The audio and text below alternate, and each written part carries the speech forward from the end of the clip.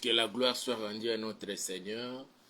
Nous sommes vraiment reconnaissants à notre Dieu qui a permis que nous puissions encore nous retrouver ces jours pour partager ces moments dans le cadre de notre programme spécial Losako, Losambo pour le Congo, la prière pour la République démocratique du Congo.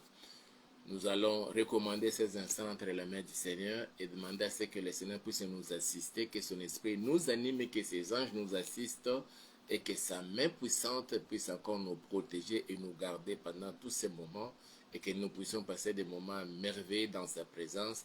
Prions tous ensemble au nom puissant de Jésus. Père, nous voulons te dire merci et nous bénissons ton Seigneur Papa, toi qui as permis que nous puissions encore nous retrouver ce soir. Seigneur, dans le cadre de notre programme spécial Losako, où tu as permis que nous soyons là, moi, ainsi que tous mes bien-aimés frères et sœurs, partout où l'on nous suit en ce moment, Papa. Que ton esprit nous anime, ô Dieu, permet que nous soyons assistés par tes saints anges du début jusqu'à la fin. Étends ta main, Seigneur, et couvre-nous avec l'ombre de ta main, Seigneur notre Dieu, et que nous puissions passer des moments merveilleux devant ta présence. Que le ciel nous soit encore favorable au Père et que tu exauces toutes nos prières que nous allons t'adresser en ce jour. Et c'est là pour la gloire de ton Seigneur, au nom puissant de Jésus-Christ de Nazareth, nous avons ainsi prié. Je déjoue tout le plan du diable, des sorciers, des satanés, des occultistes, toutes les stratégies, je les déjoue et je les voue à l'échec au nom puissant de Jésus. Et nous disons Amen. Voilà, tozopesa nzambe merci oyo apesi biso opportunité ya lelo mpona toyeba lisusu kopusa na liboso na kiti na bokonzi na ye na cadre ya programme na biso ndenge tolobi spécial losako. Losako tolobi toyebi ke ezali losambo mpona Congo. Alors lelo eza mokolo na biso tosambela mpona mboka na biso République démocratique du Congo, sans toutefois bien sûr kozangisa kobondela mpe mpona biso moko mpona mabota na biso. Po ete nzambe asalela biso ngolu na ye na kati na bomoi na biso, nzambe wana asalela biso ngolu na ye na kati na mboka na biso. Sujet na biso oyo tolingi koexploite pendant quelques minutes avant toyebana kobondela nzambe ezali que nos ennemis sont nombreux. Wana tozoyebisa nzambe ke banguna na biso bazali ebele. Alors que Yesu Kristu aya au secours ya peuple congolais, Yesu Kristo aya au secours ya yuna ngai na kati na bomoi na biso na mabota la biso. Je m'excuse. Asalela biso ngulu na ye akota bitumba na biso oyo tozali na yango na temps oyo tokomi. Tozotanga liloba na nzambe na Psaume chapitre 3 de verset 1 au 4e verset. Natangi maloba na nzambe Psaume chapitre 3 de 1 à 4. Psaume de David, à l'occasion de sa fuite devant Absalom, son fils.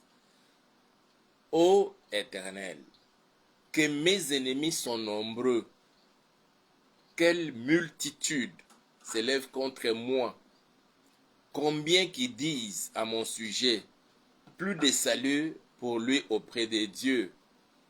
Mais toi, ô Éternel, tu es mon bouclier, tu es ma gloire et tu relèves ma tête.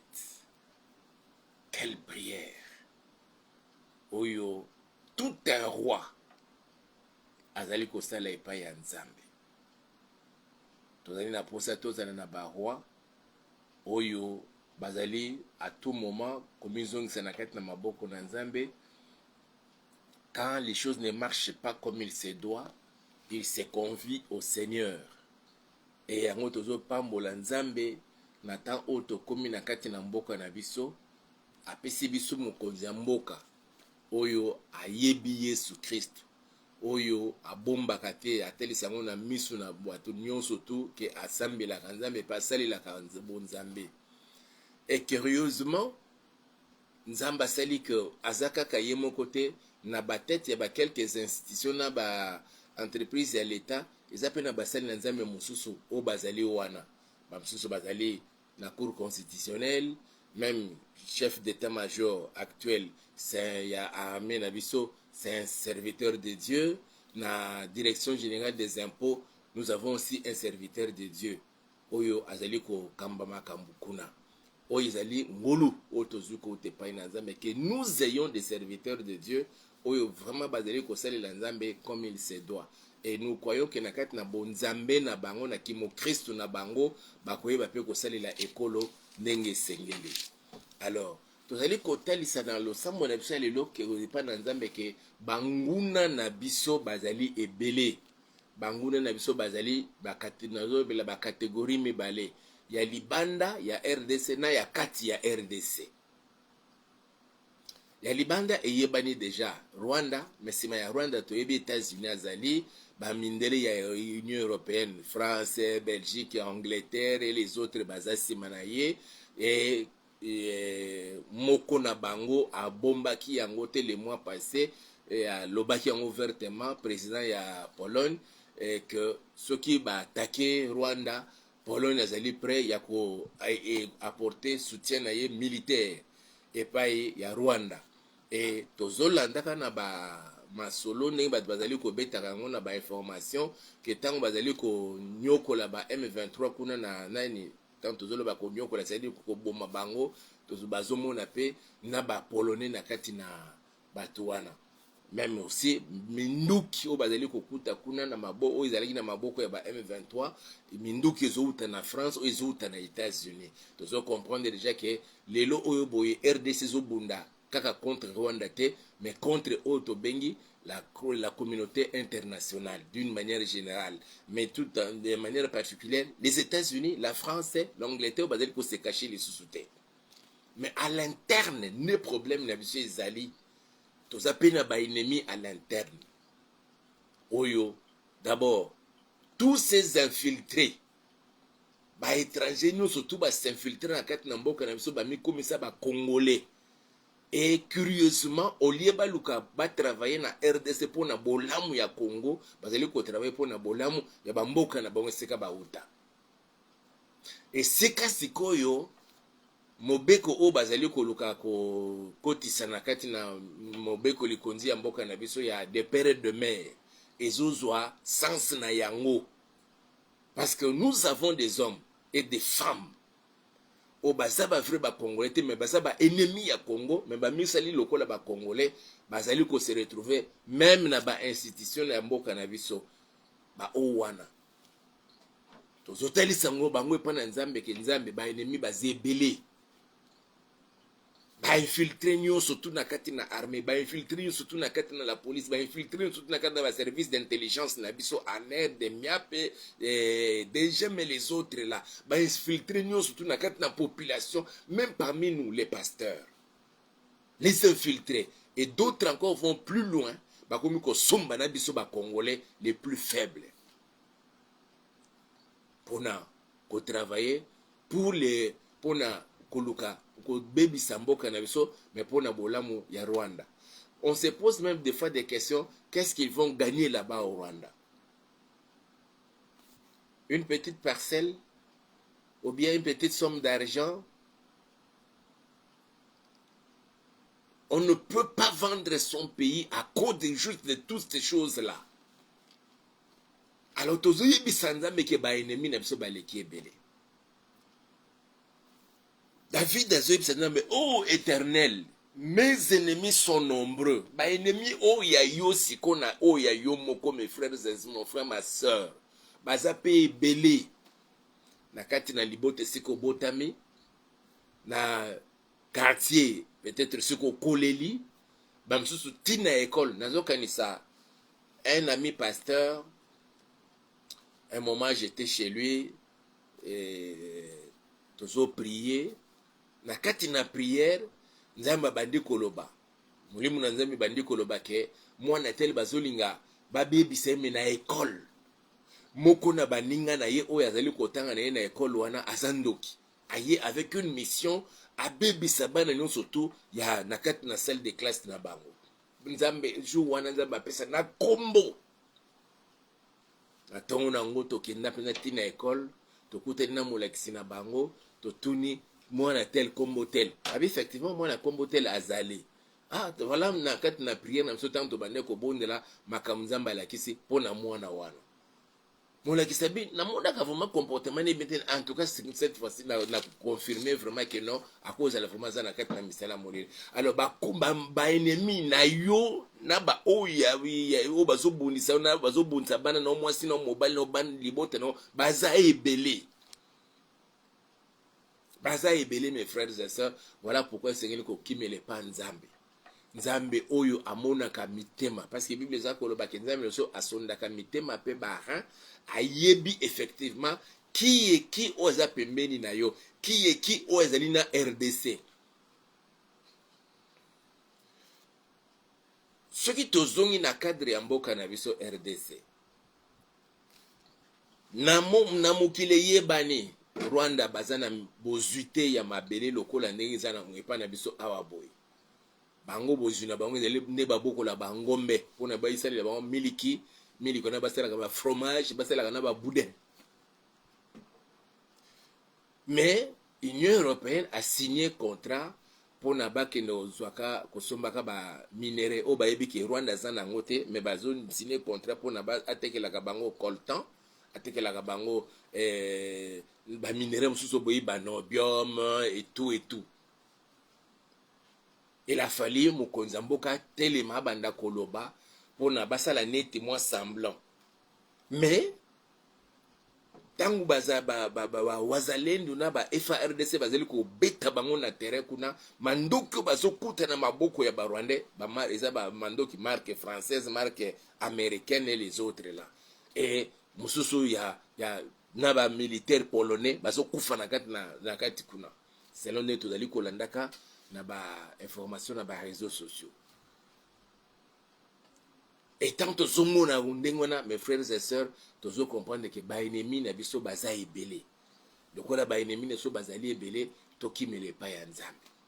Et loko ya malamu ya motu ya makasi mingi na kati na mboka na biso, c'est parce que mokonzi ya mboka l'actuel tango akotaki na bokonzi na tango na mandat ya liboso déjà na année moko wana kaka a signé a prêté serment à côté na bokonzi le 24 janvier 2019 et na mois ya juin le 23 juin 2019 wana akaba mboka o na maboko ya nzambe ayebisa nzambe ke ezala nga te mais ezala nde yo ofanda na kiti na bokonzi ya mboka o. Mon frère ma sœur, une petite prière de quelques minutes mais ebouleverse makambo ebele na monde ya ténèbres.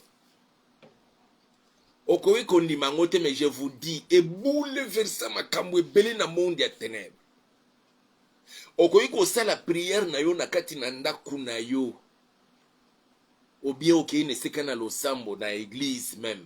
Une prière de 5 minutes, ça peut bouleverser beaucoup de choses na kati na vie na yo. Mais na zolo bela o na cadre ya RDC, mes frères et sœurs, prière wana kaka mokonzi mboka lobi kolo na zimboka oyo na kabia ona maboko na yo. Ezala ngai te mais ezala nde yo ofandi na kiti na bokonzi mo sur le trône de ces pays. Ah, mukolo wana mon frère ma sœur, ezala ki esengo mingi na kati na mitema na biso ba Kristo, ba vrai, ba Kristo, mais ba faux pe ba sepelaki nango te. Parce que tozomona ndenge ba prophétie ya nzambe o nzamba loba likolo na mboka na biso ezozwa forme ezokokisama na mukolo wana ba o ba yebi makambo nzamba loba na tene na mboka oyo na mone ba msusu bazobeta ba chute pona kukumisa nango nzambe. Et depuis ce temps-là, mon frère, ma soeur, il y a eu guerre entre le camp des ténèbres et le camp de la lumière. Quand il y a ténèbres, par tous les moyens, ils doivent régner sur le ciel, il y a RDC. Et le col a déjà dit, ils ne peuvent plus rien faire. Et depuis, on a mon frère, ma soeur, ennemi, comment est belé. Les satanistes, les occultistes, les sorciers et d'autres faisant partie de la société secrète. Il y a ma grande secte où ils allaient diriger le monde, où ils allaient simbi économie à mokele, simbi côté politique, simbi côté militaire, et perdre contrôle par cette petite prière. Il y a RDC. Et il devrait maintenant chercher par tous les moyens que devons-nous faire pour récupérer tout ce mboka oyo. Depuis lors, mon frère, ma soeur, il est vrai que sur le plan social, peuple azali ko souffrir la langage ya batu nyonso surtout na Kinshasa boye peuple azali ko souffrir tozo boya yango te toyebi yango mais toza ko rassurer bino ke na côté spirituel na kati na bonzambe makambo ezokende malamu et tokomonaka muma na yango dans les jours à venir. Et ça na batu ebele, je dis bien batu ebele o ba ozomona makambo o nzamba zolaka ya kosala na mboka oyo o ezali ko telemisa ba ennemi ebele. Mais ça na makambo nzamba zoloba. Ye moka ezali ko prendre soin d'abord ya mokonzi ya mboka, azo senga to bondela pona mokonzi ya mboka, to bondela pona ba oyo lelo oyo boye l'élection esalami na salaki l'élection le 20 décembre wana ba député ba bimi l'élection uti ko salema pona ba sénateur na ba gouverneur o ba bimi déjà wana il faut to bondela nzambe ba o ba kobima na gouvernement ya mama na biso Judith Suminwa basala ba congolais de père et de mère et basala ba congolais o basa animé na cette bonne volonté ya ko servir les pays et non ko se servir. Et que cette fois-ci que l'on n'entende plus makamukeno ba détourner mbong ba autant de millions de dollars o ezala qui dessiner na likamtel et que na likamtel et c'est to bon de la nzambe cette fois-ci échanger ba moi ba bitombo to za komona wana pona ko constituer kaka bureau ya assemblée nationale nzamba sala na ndenge naye. Et mon frère, ma soeur, la prière de ce soir peut faire que nous installer le bureau définitif et changer peu. Mais selon volonté en Zambie. Nabatu oyo, ba vous voter la loi. Et surtout l'autorité monétaire. Il y a budget, ils ont la Assemblée nationale pour ba ndima. Na kati na budget ba changer ba salaire ya ba fonctionnaire ezala teke mutino surtout ba banda muta telemika boy oh fonctionnaire azali kozwa autant de francs congolais mais ministre azali ko détourner autant mboko yo zala na kimia te wana yondo mtolobi mboko yo nzamba zolo baki azali ko check kimia pas zo changer makambo na kati na ba prophétie ya ebele onzamba za koloba mindele viendront de chez eux jusqu'ici à Kinshasa en RDC pour na ko signer ba contrat ya ba millions te mais ya ba milliards de dollars et cette fois-ci ça sera effectif. Voilà pourquoi mon frère ma soeur na monde ya ténèbres bana satana et ça na likambo moko tolobaka ngo d'habitude on a étudié ça en histoire to étudier yango na bato basali relations internationales bato basali ba étudier kango tozolo bake ya un monsieur allemand oyo aloba l'Afrique a la forme d'un revolver dont la gâchette se trouve en RDC. Président Mobutu en son temps lors d'une intervention na Nations Unies a répété elokwana ya Frantz Fanon. Que l'Afrique a la forme d'un revolver, mais dont la gâchette se trouve en RDC. Tant que revolver boy, gâchette et sika au fina pona masasi et lisasi et bima et que nous sommes salana yango. C'est-à-dire que pour le développement de l'Afrique avec impact sur le monde, dans le monde entier, et RDC. Nous croyons que nous sommes arrivés en ce temps-là. Oyo Afrique qui fait la développer à partir de RDC. C'est pourquoi mes frères et sœurs, bitumbanyo sobo zomona na RDC nde eloko wana ezolingi kokisama. Mais pour le sikoyo kokisama bien et que volonté ya bana satane kokisama te, il faut ngana ototele mato bonde la nzambe. Quand on prie pour les pays, quand on prie pour les présidents de la République, sur des Tshisekedistes, nous faisons partie, il y a eu des pestes, ou bien tout et tout. Mais c'est la parole du Seigneur. ezali liloba na nzambe nde esengi tobondela mpona bakonzi ya mboka na biso, tobondela mpona mboka na biso. Etango ozosala losambo ya kobondela mpona mboka na yo, j'espère que ozali suna temps ya kocritiquer te dans les mauvais sens. Tant tozoloba kocritiquer te dans le sens que moto atelemi alobi ke mboka oyo ekobonga te. Et yo musali na nzambe ozoloba ke mboka oyo ekobonga te, tout simplement parce que non, c'est-à-dire que cela prouve même que osambelaka te mpona mboka yango, osambela même pas mpona bakonzi ya mboka. Mais Bible ezosala biso tosambela na ntina na bango pour que toyebake baennemi baza ebele.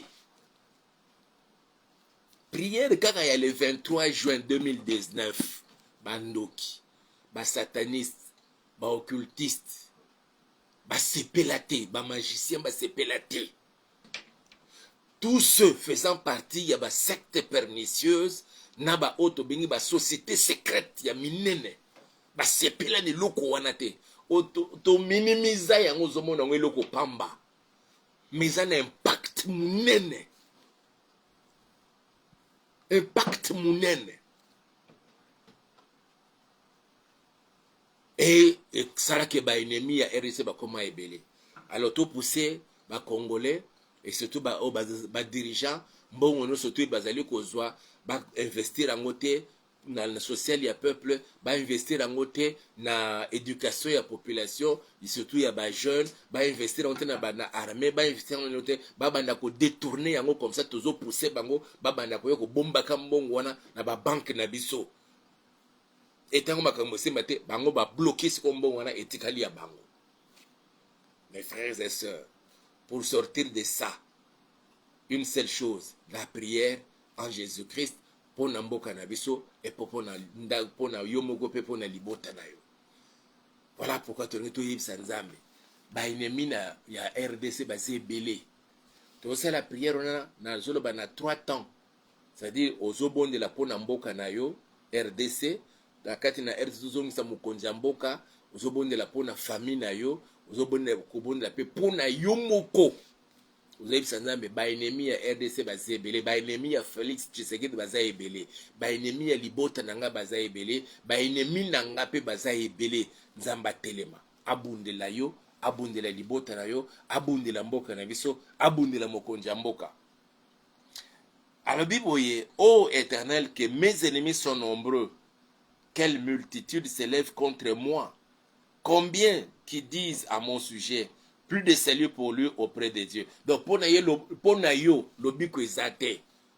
Bazana mawate pona yo. Bazolo bango epana nzambe zalate. Mais toi, ô Éternel, tu es mon bouclier, tu es ma gloire et tu relèves ma tête. Tant que la pona mokonzi ya mboka, mes frères, c'est Jésus qui a dit que on frappera le berger et les brebis se disperseront. Ils ont le mindele là pour la bango Félix Salongwa comme ça RDC là ingouvernable pour na bango baba no kota baba no sala makam na bango ndenge sengeli. Mais pour notre comme na niveau na te mon frère ma soeur, une seule chose, nous devons prier et recommander ce pays entre les mains du Seigneur. Ba na kati na mboka na biso mobeko ekomamaki balobi que mais mutu soki apote azumi andoki makambo lisusu ya konégocier ezali te, makambo ya mixage na brassage ezali lisusu te. La loi a été votée na mandature passée na Assemblée nationale. Batini na présidence ba promulguer yango. Maintenant les blancs disent qu'il faut que RDC et négocier toujours avec le Rwanda, M23, intégrer dans l'armée, intégrer. Donc, ça dit, ils se foutent de ce qui a été voté comme loi. C'était l'année passée. Et tel bangote pour na bango, non, tel bangote. Or, le col déjà c'est comme soit qui on cède, c'est fini. C'est ce qu'eux veulent. Voilà pourquoi, frères et sœurs, nous devons prier. Pour notre pays, pour les présidents de la République, nous devons prier. La carte n'a pas de la Kalisoso, ba o ba ko bimana gouvernement cette fois-ci. Et la base c'est la mibali. Le gouvernement Maman Judith Souminois, base à la des Congolais des périodes de mer, les gens animés de bonne volonté, il y a qu'on travailler pour les biens de ces pays.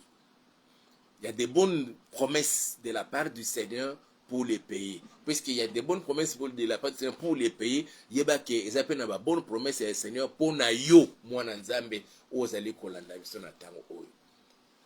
voilà pourquoi nous allons prier. Yebisa Nzambe, ba ennemi baza ebele, ba ennemi baza ebele o balingi te kimeza na kati na mboka na biso. O balingi te kimé kota na est ya RDC, pas seulement na est ya RDC, dans kolo banetandi mobima ya RDC. Balingi te kimé ezala. Nous apprenons ça et là. Car nous tozolandaka na ba masolo na ba réseaux sociaux wana. Les militaires rwandais na ngambo na Brazzaville esika sasunge so tokeli Rwanda mabele ozotala mbala moko na lukukuna na ba militaire rwandais na Angola awa boye na Centrafrique avec l'idée ya ko attaquer biso simultanément soki Nzambe te soki moko njamboka zwaka mboko te azongisa na maboko ya Nzambe mbele makambo za ndenge mosusu ba mosusu bazali koluka ko attaquer yo bandoki o bazali koluka ko attaquer yo na vie na yo okobonga te okende liboso te opambola mate omona bolamu na Nzambe te ozala na kimete na sena mokeli oyo Nzamba mona bango tozo sambela une fois pour toutes tozo sambela pona mokonza mboka sambela pona mboka na RDC ozo sambela pona libota na yo ozo sambela pona yo moko Nzamba yoka lo sambo na yo na ngai na mukolo na lelo esiko zami tokangi misu na biso pona koyeba na kobondela Nzambe tozokenda kopesa Nzambe merci osepele kosangisa biso susu na sena makolo na ye tobondeli na kombo na Yesu Kristo alleluya yawe to lisusu kokumisa pe kopambola kombo na yo kosanjola pe konetola monene no mokonzi na bikamwa kumama na oseko na seko Seigneur sanjo la mana yo neto la mana yo mo santo na lola yo Nzambo obongi na lokumu obongi na kembo obongi na masanjoli merci pona liloba na Seigneur oyebi kotinde la biso su na kati na mokona lelo pona kolamusa lisusu conscience ya moko na biso papa ya koyeba nini ya kobondela pona mboka na biso ya koyeba kobondela pona mabota na biso ya koyeba kobondela pona bombomo ina moko na biso e ya koyeba kobozongisa mokonzi mboka na kati na maboko na yo pe ba nyonso to bazali ko travailler na elongo mokonzi pona koluka bolamu ya peuple congolais na kombo na nguye ya Yesu Kristo to bondeli boye tozo kende kobonde yebisa Nzambe Seigneur ba ennemi ya RDC baza ebele ezala ba peuples africains bazali ebele o bazali ko sepelete na développement ya RDC parce que ils profitaient de l'instabilité qui était en RDC na kati na mubulu wana bango bazokota bazozwaka ba minerais ya mboka na biso bazali kozwa pétrole ya mboka na biso bazali kokomisa ya bango ba économie na bango ezali komata tango bazolinga bacha ordre na RDC bango bazali ko sepelete pour nos frères africains tozozwa Angola Congo Brazzaville Centrafrique Soudan Rwanda Uganda Tanzanie, Zambie, bango nyonso tu tozotalisa bango na maboko na Nzambe. Yebisa Nzambe ba ennemi na biso baza ebele. Certains présidents africains qui avaient leurs intérêts dans notre pays et eux aussi ne souhaitent jamais que la RDC connaisse la stabilité politique, la stabilité économique, la stabilité à tous les niveaux parce que eux profitaient de ces désordres-là. Mais surtout, les plus grands ennemis, les États-Unis, la France, l'Angleterre et l'Union européenne d'une manière générale qui veulent toujours s'aimer la division, les désordres dans notre pays pour qu'ils continuent à piller les richesses de notre pays. Yebi Nzambe lolengi wana to bondeli na kombo na Yesu Kristo alleluya. Yawe talaba ennemi ya mboka na biso bazali ebele. O bazali ko sepela te Seigneur kimia ezala na kati na RDC. Seigneur notre Père nanu na kati na Afrique parmi nos frères africains. Ba pays limitrophes ya RDC en face na Congo Brazzaville, na Angola yawe, ezala na Centrafrique, na Soudan, na Luganda, na Rwanda, ô Père éternel, Zambie, Tanzanie, Burundi, Yahweh, bazali ko sepelete comme na RDC et connaître stabilité na yango économique, stabilité politique, stabilité à tous les niveaux pour connaître un essor. Yango bazali ko ya ko combattre ça parce que dans l'instabilité, dans les désordres, ils profitaient, Seigneur, pour na koyeba na ko piller la richesse au yotie na kat na mboka na biso et que le peuple congolais continue toujours à souffrir. Mona bango nzambe ba ennemi na bo bazali ko ba été point de stabilité, point de paix en RDC. Il faut RDC là toujours na kat na désordre. Yango Seigneur bazali ko ya ko bundisa ka biso mokonje. Bazali ko luka ko sala mokonje mboka mabe. Yango te ko zongisa mokonje mboka na biso na maboko na yo. Président de la République Félix Antoine Tshisekedi de Chilombo na libota na yemo bimba papa. Bomba pe batele na kat na maboko no mokonje na kembo. Complot so ba ko luka ko sala likolo na eko kisama tamu kolomo côté Seigneur. Au nom puissant de Jésus-Christ de Nazareth. Mona bango nzambe na ba salon na bango na ba loge na bango esika bazali ko sangana pona koluka ko sala mabe na kati na mboka na biso pona koluka ko sala mabe ko bana na mokonja mboka yo moko Seigneur yondo lobete on frappera les bergers et les brebis se disperseront bazoluka ba frapper mokonja mboka pour que finalement qui est débandade na kati na peuple congolais menzambe te ko zong na maboko na yo azala sous ta garde sous ta protection Père éternel la bisika nyong soit cause la nzambe kolia na ye kolala na ye simba mana maboko na yo papa même s'il y a des infiltrés à ses côtés jusque dans la présidence papa bazala bami mona bazala dépouiller makoko sala mokonza mboka eloko monte mabe omomba pe batela Seigneur landi botana ye mobimba na sungisi na kati na maboko na Seigneur sala ya minene pe akokamwa na kombo na nguye ya Yesu Kristo Nazareth nazoke na kozongisa Seigneur mampinga na biso FARDC o bazali ko bunda kuna na est Seigneur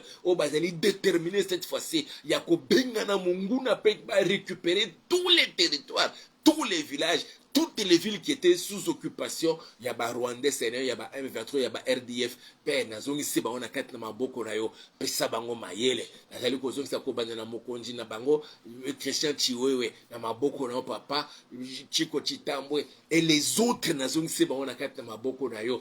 Et la gouverneur militaire, il y a Nord Kivu na zongi se na maboko na yo. Gouverneur militaire, il y a Ituri na zongi se ba ona maboko na papa. Nzambe za la bande ko na biso ya basena mibali ba zalendo papa na zongi si bango na kati na maboko na yo oh kolo pesa bango cet esprit de détermination et ce courage de combattre Seigneur jusqu'à botter dehors l'ennemi de la paix de la RDC, l'ennemi du développement de la RDC. Na heko zong sabango surtout na kati na maboko no mokonji. Seigneur sala ya minene pe akokama mo santu na lola. Ozanzambo kotika la kanzambe. Na kombo na nguya Yesu Kristo na Nazareth. Yesu Kristo tala ba obazali ko sepelate comme na RDC la na kati na kimia. Même lorsque notre pays a déboursé de l'argent pour acheter des armes. Ils cherchent même à bloquer cela au Dieu Tout-Puissant. Tout simplement pour que nous ne soyons pas militairement puissants au Dieu. Et que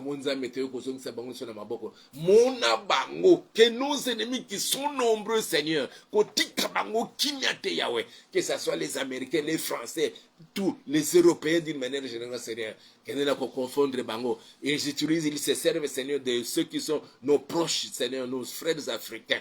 Les Congolais d'en face, les présidents angolais, les présidents centrafricains et les autres seigneurs, et surtout les présidents rwandais et ougandais, confondre bango nyonso nzambe na kati na ba complot na bango qui n'arrive pas à bout. Seigneur, il y a mauvaise entreprise na bango diabolique satanique notre Père. Qu'il soit Seigneur déraciné, chassé, mis hors d'état de nuire au nom puissant de Jésus-Christ de Nazareth. Oh papa, sala ya minene pe akokamwa na kati na mboka na biso mokonji na kembo.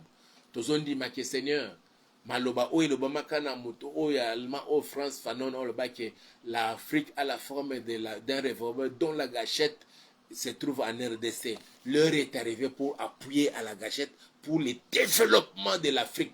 Toute l'Afrique, notre Père, avec l'impact dans le monde. Et que rien ne puisse arrêter cela. Au nom puissant de Jésus-Christ de Nazareth. Kumama sanzo la maneto la manomo koji na kembo. Ya weso itozali ko bundisama.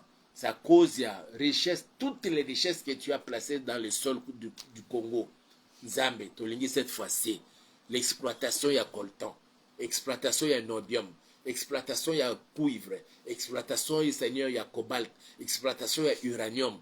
Au Père et bénéficier na ba Congolais. Tout le monde a contribué au développement, Seigneur. Il y a beaucoup de RDC et pourquoi pas avec l'impact en Afrique, Mobimba et dans le monde entier. Et c'est là pour la gloire de ton Seigneur.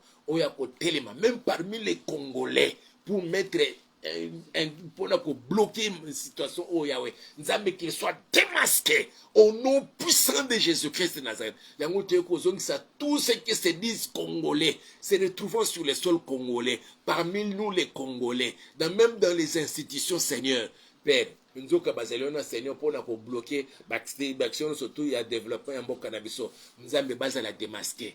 Yango toye kozongisa premier ministre na kati na maboko na yo gouvernement yazali koluka kosala Seigneur que cette fois-ci les hommes et les femmes qui seront désignés et nommés comme ministres, vice-ministres, Seigneur notre Père, bazala ba Congolais des pères et des mères, et qui viendront non pas pour s'enrichir, non pas pour leurs intérêts propres et de leur famille, mais plutôt pour le bien-être du peuple congolais. Nzambe yoka lo sambo na biso. Yoka lo sambo ya peuple congolais, Seigneur. Ce peuple a longtemps pleuré, oh Dieu, mais nous croyons que l'heure est arrivée. L'heure est arrivée, Seigneur, pour que ose la bouclier ya peuple congolais. Que tu sois, Seigneur, la couronne de gloire. Le peuple congolais, autant nous sommes parvenus. Nzambe na bikamu, mo santu na lola, mo konji na kembo.